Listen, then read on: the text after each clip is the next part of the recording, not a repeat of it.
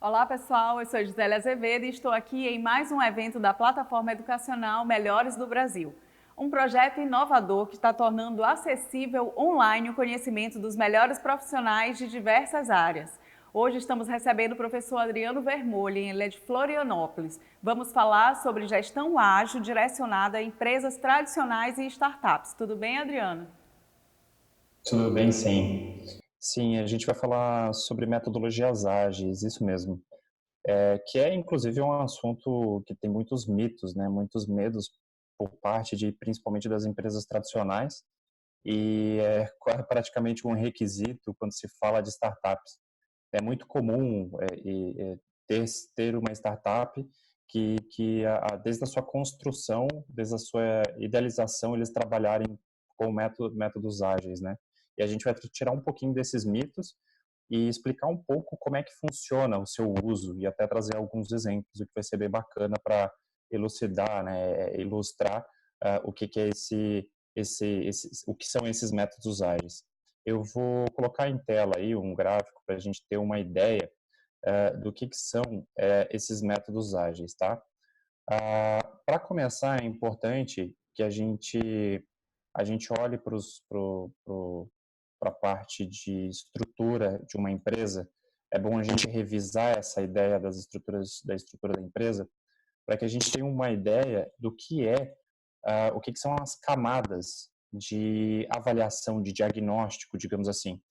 Toda empresa ela vai ter uma área responsável pela atração de novos clientes, geralmente a mesma área que é responsável, mesmo setor que é responsável pelo que a gente chama de área de canais.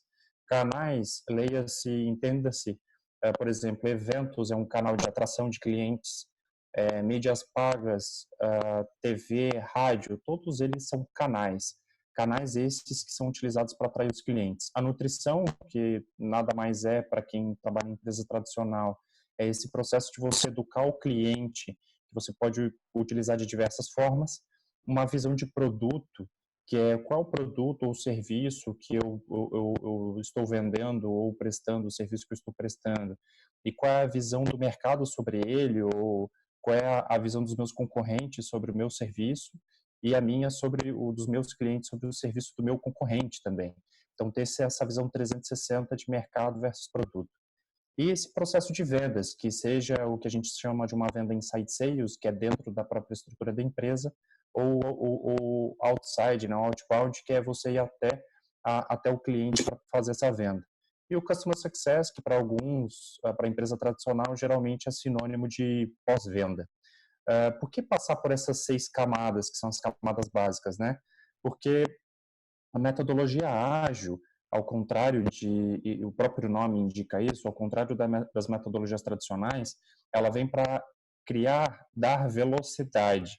Não só velocidade no planejamento ou na tomada de decisão, mas principalmente na adaptação da empresa, no caso de uma oportunidade ou um problema aparecer no meio do planejamento.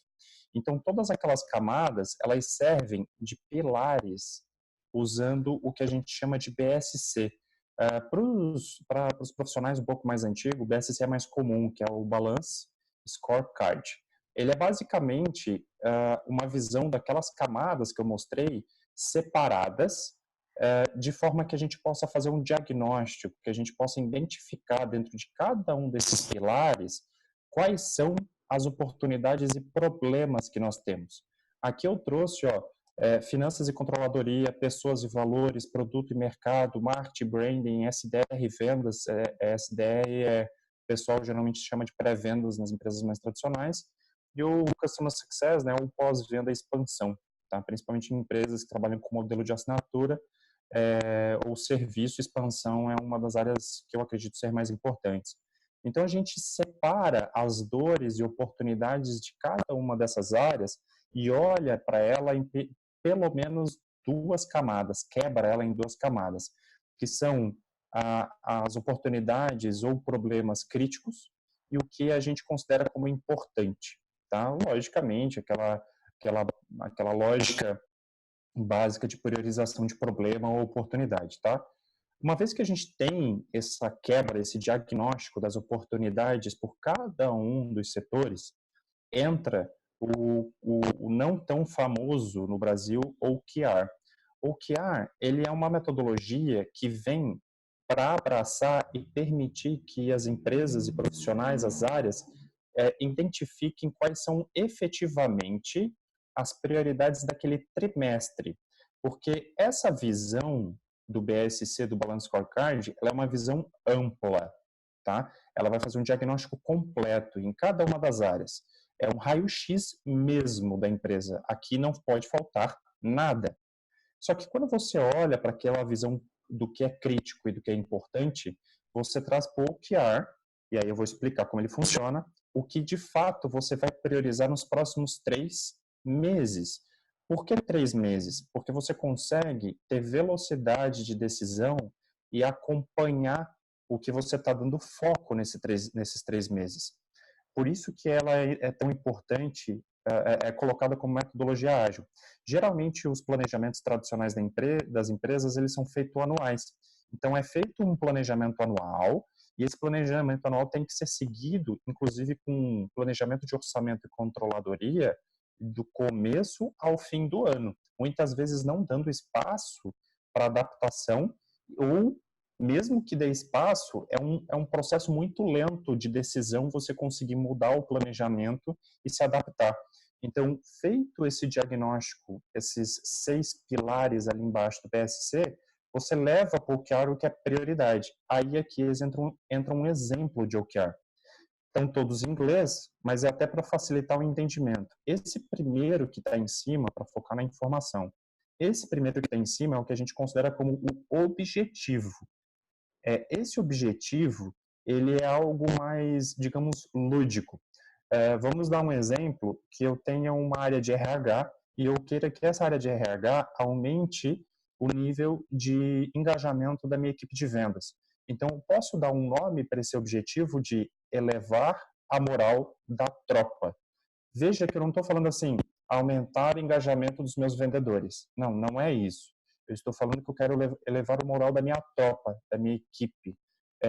Eu quero dar a sensação para eles que eles estão trabalhando em conjunto, dessa sensação de formação de equipe. Embaixo desse objetivo, aí eu vou definir as métricas que que a equipe de RH vai utilizar para poder medir se nós estamos conseguindo ou não elevar a moral da tropa. Então, vamos pegar um exemplo. Vamos imaginar que quinzenalmente a equipe de RH vai fazer uma pesquisa rápida com 2 ou 3 perguntas para medir essa satisfação com o dia a dia de trabalho. Então, vai perguntar como é que foram os seus últimos 15 dias de trabalho. Foi bom, foi médio ou foi ruim? E aí a gente vai criando, vai monitorando isso e vai registrando isso dentro desse OKR. Então, você começa a acompanhar, você define o objetivo principal lá em cima e vai definindo pequenas métricas embaixo para comprovar que você está alcançando aquele objetivo. Isso permite o OKR, a empresa e a equipe, o responsável pelo projeto, ter foco. O que é difícil quando você só faz o diagnóstico e é tanto problema, é tanta oportunidade ao mesmo tempo, que você cria, como eu gosto de brincar, né? Você tem tantas prioridades que você não tem nenhuma prioridade. Então, você define, no máximo, 3 objetivos, com de 3, o que eu acho ideal, métricas, a 5, como estão aqui. Aqui você tem 5 métricas, que são essas em cinza. O ideal para quem está começando são 3. Foco é o principal, tá? E o OKR vai permitir isso. Então, você tem o diagnóstico embaixo para cada um das áreas da empresa como pilares, sustentando o que é o OKR, tá? Como se fosse um piso, um chão, tá? Em cima do OKR, uma vez que você definiu os projetos que são prioridade, você vai usar uma metodologia que se chama Scrum. Veja o seguinte, o BSC ela é uma fotografia, um raio-x da empresa. O OKR é uma visão de trimestre, tá? Essa visão de trimestre a gente quebra em ciclos de 15 dias, que é o Scrum. O Scrum é o que vai gerar o quê? Controle diário e controle semanal ou quinzenal para os gestores e a gestão da empresa. Vamos imaginar o seguinte, ó, aqui no início a gente tem um backlog do projeto, que é como se fosse um grande pacote de atividades dentro de um projeto. Aqui no OKR embaixo definimos o projeto lá de RH como exemplo. No backlog, a gente pegou todas as atividades daquele projeto para a gente conseguir elevar a moral da tropa e organizou todos eles em ordem de entrega. O que a gente vai fazer nesse primeiro dia, digamos assim, no início da semana, numa segunda-feira, é dizer para a equipe de RH, as atividades priorizadas são essas 5 aqui. Cada um vai ficar com uma e no final da semana, na sexta-feira, a gente vai ver como é que estão essas atividades, se foram concluídas ou não, certo? Então, você tem o backlog com todo 100% das atividades que precisam ser feitas, mas naquela semana você está priorizando 5. Dessas 5, você tem 7 dias, que são esses 7 dias do ciclo de entregas, para fazer. Mas dentro desse ciclo, você tem a reunião diária da equipe. Mas, Adriano, para que existe o planejamento na segunda e o acompanhamento na sexta e ainda assim ter uma reunião diária? Veja bem, você prefere esperar uma semana para descobrir que a atividade não vai ser concluída no prazo, ou você prefere ter um acompanhamento em tempo real, em pseudo tempo real, né, uma vez por dia? Bem, esse é o foco dessa reunião diária, que nas startups é chamada de daily, né, que é diária, basicamente em inglês, tradução direta. A reunião diária, qual a função dela? É basicamente assim, fulano, você tem atividade tal, o que você fez ontem para entregar essa atividade e o que você vai fazer hoje? Por isso que é importante até que essa reunião diária seja logo no início do dia, tá? Permite a pessoa relembrar logo 8, 9 horas da manhã, 7 horas da manhã, que seja, qual é a prioridade dela naquele dia. Então, você já tenha toda a tua equipe focada, já desde o primeiro minuto do dia, lembrando qual é o foco dela naquele dia para entrega naquela semana. Então, ao longo dos dias, você vai tendo essas reuniões diárias e no final do ciclo de 7 dias, você tem as entregas finalizadas ou não. E um ponto importante que muitas equipes acabam esquecendo de fazer é que na reunião diária é muito importante que as pessoas, os membros da sua equipe, tenham liberdade para dizer, olha, eu acredito que não vou conseguir entregar essa atividade. E dizer por quê? Porque aí entra o papel do gestor, do líder da equipe, atuar em cima dessa dificuldade, tá? Vou tentar dar um exemplo. Poxa, eu estou com uma atividade aqui, mas ela está travada porque está dependendo de um membro de outra equipe. E eu não tenho controle sobre esse membro da outra equipe. Eu não consigo repriorizar as atividades dele para ele me ajudar. Aí entra o papel do gestor e conversar com o líder da outra equipe para tentar essa ajuda, para tentar fazer com que essa atividade flua e a equipe dele possa entregar. Então, isso é importante. Mostrar os desafios, os problemas que estão enfrentando para entregar, fazer as entregas daquela semana é muito importante. Então, vejam que diagnóstico, prioridades do trimestre e dentro da prioridade do trimestre, o acompanhamento das atividades semanais ou quinzenais. Depois, isso é importante, a gente está dando um exemplo ali de uma atividade, mas a realidade do profissional, principalmente de empresas ágeis, não é de ter uma atividade por dia, é de ter 7, 10, 15, 20 atividades, dependendo do fluxo e do tamanho dessas atividades. E aí que vem uma metodologia muito conhecida no Brasil, que é o Kanban. Ela foi desenvolvida pela Toyota para poder estruturar e acompanhar o processo, a linha de produção de seus carros. Então, o Kanban é aquilo básico, né? É o que está pendente, o que eu estou executando aqui na parte de análise, né? Executando, o que eu tenho encerrado. Em desenvolvimento, que é uma visão muito de dev, né? Que também pode ter uma outra etapa, eu posso analisar essa atividade, o contexto desse desafio. Então, estou analisando, terminei a análise. Vou partir para o que a gente chama de desenvolvimento, para produção, colocar a mão na massa, de novo, fazendo e pronto. Feito aqui, você parte para o teste. Teste você coloca para um colega seu da equipe poder testar aquilo que você criou, seja uma planilha, seja um processo, um modelo de e-mail, saber se isso é fácil ou não de usar. Uma vez que você testou e conseguiu comprovar que ele é fluido de se usar, é fácil e vai cumprir com o objetivo da sua criação, aí vem para o deploy, que a gente chama, que é basicamente assim, lança, coloca no ar, promove para todo mundo.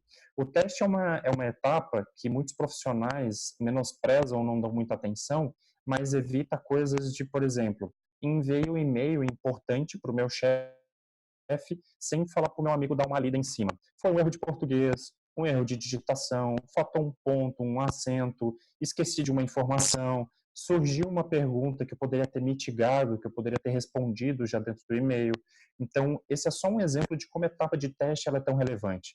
Então, você olha para esse fluxo inteiro e você vê diagnóstico, definição de prioridades, gestão semanal e aí essa gestão do Kanban ela tem que ser da pessoa e não do gestor. O gestor, o papel dele é trabalhar com o Scrum. O Kanban é papel do seu liderado, é o papel da equipe manter organizado.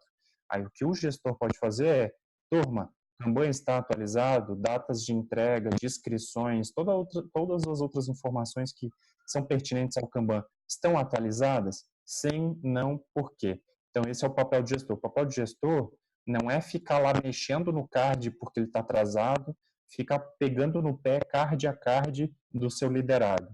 O seu liderado ele tem que ver o Kanban dele, o dashboard de Kanban dele, né, a área, aquelas etapas que eu mostrei anteriormente, essas aqui, como se fosse o quarto dele. É papel dele e é uma questão de orgulho para ele ter aquilo arrumado, organizado em dia, tá? Isso é o que a gente chama de execução de gestão Lean, tá? Que é a gestão ágil, de tradução um pouco mais, digamos assim, brasileirada, né? Trazendo para o português essa visão da metodologia ágil. E aí o que é importante, mas muitos profissionais acabam menosprezando isso, existem impactos de você ter uma empresa com gestão ágil. Primeiro, você cria um colchão de valores da empresa, você tem uma empresa que valoriza métricas, que você tem um diagnóstico estruturado, que você tem uma equipe que é organizada, e você tem todas as atividades e projetos sobre controle, e não projetos que você não sabe quem é o dono, às vezes tem mais de um dono, aí tem um ditado, acho que é um ditado nosso aqui no Brasil, que diz, um cachorro com mais de um dono morre de fome e sede. Essa é a mesma lógica de um projeto, você precisa ter um pai, um dono daquele projeto, não pode ter mais de um. Então, essa gestão ágil vai te permitir ter isso. Tem muitas ferramentas para cada uma dessas etapas, tá? Mas o importante é o impacto nos valores da empresa. Isso mostra qual tipo, perfil de profissional que a empresa valoriza, que ela dá valor. E mostra e guia, cria uma liderança guiada por organização, controle no bom sentido, não um micro controle, né, controle excessivo, mas uma boa gestão de projetos, de processos, de atividades. E, com isso, você fomenta uma cultura e branding bem construídos em cima de pilares e metodologias que funcionam, que são organizadas, estruturadas e previsíveis. Esse é o ponto mais importante. E aí vem um toque a mais, né, que ele vem meio na vertical, respingando em todas essas camadas que eu mostrei aqui, que é o famoso design thinking, né? Design thinking, as empresas às vezes acabam cortando, né, colocando a carroça na frente dos bois, que é colocar design thinking na operação da empresa sem ter qualquer tipo de gestão lean, gestão ágil. Então você tem design thinking, que é uma ferramenta super ágil, deveria ser ágil, que de inovação, sendo que você tem processos de controle de projeto e planejamento e diagnóstico que são lentos, que são doídos e custam caro para a empresa. Não só um projeto longo que custa caro para fazer pequenas entregas, mas também que qualquer movimento ou mudança vai custar caro para a empresa, tá? Então, é isso, basicamente. Essa é a visão aí do que seria uma gestão Lean, tá? Uma gestão ágil, modelo de gestão ágil. Acho que a gente pode abrir para perguntas. Então, ótimo. Então, vamos à nossa primeira pergunta. Uhum. Nós sabemos que a gestão ágil ela é aplicada em empresas de sucesso, como a Google, Netflix, Facebook e muitas outras. Esse modelo de gestão Uhum. pode ser implantado em pequenas empresas? Pode, e é bem interessante porque pequenas empresas é até mais fácil de você implementar algo assim, porque a cultura de feedback geralmente e a velocidade de adaptação, de você entender, puxa, essa ferramenta, esse pequeno processo de alguma daquelas ferramentas que eu mostrei, do BSC, do OKR, do Scrum, enfim, ele não encaixe muito bem na empresa, na nossa rotina. Putz, será que não vale a gente adaptar para o nosso jeito? Claro que vale. E uma empresa menor é até mais fácil de implementar. E é melhor que ela comece desde cedo, quando são poucas pessoas, porque essas poucas pessoas vão ser responsáveis por passar isso para frente, por educar os próximos funcionários, por educar os próximos colaboradores. Isso facilita muito. Empresas grandes têm isso, muitas delas, inclusive, porque começaram com método ágil pequenas. Ah, mas aí empresa grande dá para aplicar? Dá, mas é um pouco mais doído, porque você tem processos e rotinas já bem construídos e consolidados. Aí a mudança, às vezes, ela tem que vir por área. Você implementa primeiro numa área como marketing, depois você leva para o vendas, depois para RH e você vai implementando aos poucos. Não é algo do dia para a noite, como uma empresa pequena que você vira a chave, todo mundo está usando gestão ágil. Dói um pouquinho mais. Então, vamos à nossa segunda pergunta, né? Existem ferramentas de gestão nesse desenho. É possível usá-las separadamente? Sim, sim. Um grande exemplo de uso dessas ferramentas separadas é o próprio Kanban. Muitos profissionais de marketing não é institucionalizado, né, não é algo que vem da empresa ou do gestor utilizar, mas ele quer ser organizado, ele mesmo usa.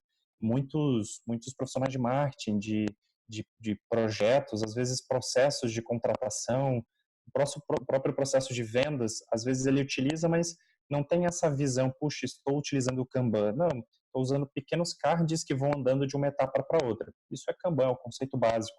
E as próprias outras ferramentas também elas podem ser usadas separadamente. O grande desafio é você fazer um diagnóstico com BSC, que vai quebrar, vai esmiuçar e vai mostrar todas as dores e oportunidades da empresa, e aí que metodologia você vai utilizar para fazer a organização e a priorização disso para o restante da equipe. Isso do nível gerencial até o nível operacional, que a gente brinca que é o chão de fábrica, né? Que é o pessoal da operação. Então, dá para usar, mas tem esses cuidados. Você precisa pensar bem em como você vai engatar na outra ponta, do diagnóstico para o estratégico, do estratégico para o tático, do tático para o operacional. Então, ligar essas pontas é muito importante, mas é bem possível sim de usar separadamente, só tem que tomar esse cuidado mesmo. E você pode citar um exemplo do uso dessa metodologia em uma empresa tradicional? Sim, uma das empresas mais tradicionais, inclusive, é um dos meus clientes recentes, é uma empresa em que eu estou trabalhando, ela é uma empresa de investimentos, ela tem praticamente 15 anos aí de mercado, e ela não usa praticamente nenhuma gestão ágil, é tudo modelo de gestão antigo. Então, os planejamentos são anuais, a revisão do planejamento é trimestral, então você demora 3 meses para descobrir se o direcionamento que você está tomando na empresa ele está correto ou está errado. Imagina o prejuízo disso para a operação da empresa. Então, estamos implantando aos poucos, começamos com o diagnóstico. Então, numa empresa de investimentos, ela é estruturada de forma geral como qualquer empresa. Tem financeiro, tem vendas, né, que são os assessores, são os profissionais de investimento, tem o pós-venda e tem o marketing. Então, é quebrar isso, fazer o diagnóstico, levar para os OKRs para priorizar o que a gente vai trabalhar. Então, dentro do marketing, o que a gente vai trabalhar, o que dentro do vendas a gente vai fazer. Até levando para um modelo de empresa que às vezes as pessoas podem não entender que funciona. Vamos pegar uma fazenda, eles plantam milho, vamos dizer, soja. É bem possível utilizar. Se você fala de uma safra de 3 meses, você já tem uma visão de trimestre. Então, como é que você vai distribuir isso dentro do BSC? Puxa, eu preciso pensar na etapa de plantio, na etapa do cultivo, né, do cuidado do terreno, cuidar para que não tenha praga, depois eu vou cuidar da colheita e depois eu vou cuidar da logística de entrega ou da gestão da venda disso. Então, você tem cada um desses setores trabalhando simultaneamente. Você tem entre safras que você vai colocar dentro do OKR para saber quando cada uma dessas áreas entra e quais são as prioridades dela no curto, no médio e longo prazo. Olhando para o mercado, qual é a praga ou o problema dentro de safras, tempo, falta de chuva, como é que vai agir dentro desses 3 meses? Nossa, agronegócio é uma das áreas que qualquer chuva aí em 2 dias pode acabar com uma plantação inteira. Então, como estar preparado para isso? Então, gestão ágil, todas essas ferramentas, elas podem ser aplicadas, sim, não vou dizer categoricamente 100%, mas em 99,9% dos formatos de empresa. Certo. E quais seriam os principais erros, né, cometidos por gestores usando metodologias ágeis e ferramentas? Primeiro, eles acharem que usar ferramenta já é a prova de erros. Eu acho que a primeira coisa que um gestor precisa fazer é mostrar para sua equipe e ter internamente para si mesmo, ele precisa entender que ele vai errar. E ele não pode ter vergonha disso. Ele tem que falar isso para a equipe. Gente, é a primeira vez que a gente está utilizando, a gente vai errar dessa vez, talvez erre na segunda e na terceira. Mas a gente vai desenvolver a metodologia internamente, para que todos possam se adaptar bem e para que isso fique confortável para todo mundo. E para o gestor é importante que, principalmente em empresas mais tradicionais, ele tentar empurrar isso goela abaixo, assim, forçar isso. É importante que ele entenda que quando você tem uma mudança de metodologias tradicionais para as metodologias ágeis, você pode ter a velha frase, né? Putz, mas do jeito que estava tão bom, estava funcionando, para que está mudando? É muito comum de se perderem pessoas, funcionários nesse momento de transição. É normal, então é natural. Então você tem uma requalificação, você tem uma reavaliação da própria base de colaboradores. Então esses são os principais 2 erros já de largada. Achar que a pessoa não se adaptar a método ágil, ela é incompetente, não é isso. Às vezes as habilidades dela ela não está preparada, papel do gestor ajudar ela a se desenvolver, ou ela realmente é perfil profissional dela, ela se adapta melhor e ela não vai mudar. É normal, você vai acabar perdendo esse profissional em algum momento. Então, achar que o problema é no processo é um pouco complicado. Às vezes, o gestor toma isso como verdade e acaba voltando atrás e perde agilidade, e perde dinheiro. E o outro é justamente esse, do assumir, não, agora vamos utilizar uma ferramenta que o Google usa e seremos perfeitos. Não funciona assim. Startups erram, às vezes, durante um ano inteiro, quase 2 anos, até acertar muito bem o uso de metodologias ágeis, tá? E o terceiro, que também é muito comum, tentar implementar tudo de uma vez. Não faça isso. Faça isso aos poucos, cada uma daquelas ferramentas de uma vez. Esse trimestre nós vamos implementar isso aqui, no outro nós vamos implementar o outro, sempre adaptando para a realidade da empresa. Não tentar já, turma, vamos começar a usar 8 ferramentas aqui e vai começar amanhã. Tchau para todo mundo, se encontramos amanhã às 8 horas da manhã. Não vai funcionar, ele vai ter resistência. É natural, até pela forma que foi implementado. Então, tomar cuidado com esses 3 pontos, que geralmente é o que faz o gestor pensar, me arrependi, vou voltar atrás. Esses são os principais erros assim que eu vejo os gestores cometendo. Obrigada, tá, Adriano? Foi muito bom a participação aqui com a gente. Muito, muito obrigado, agradeço também, fico muito feliz de estar participando, colaborando aí para disseminar a palavra da gestão ágil. Então, ótimo. E o nosso encontro termina por aqui, mas na plataforma educacional Melhores do Brasil você pode conferir outros conteúdos exclusivos. A plataforma educacional Melhores do Brasil permite que você estude o que precisar, no local que desejar e no horário que preferir, sempre com os maiores professores do Brasil. Muito obrigada pela sua presença e até a próxima!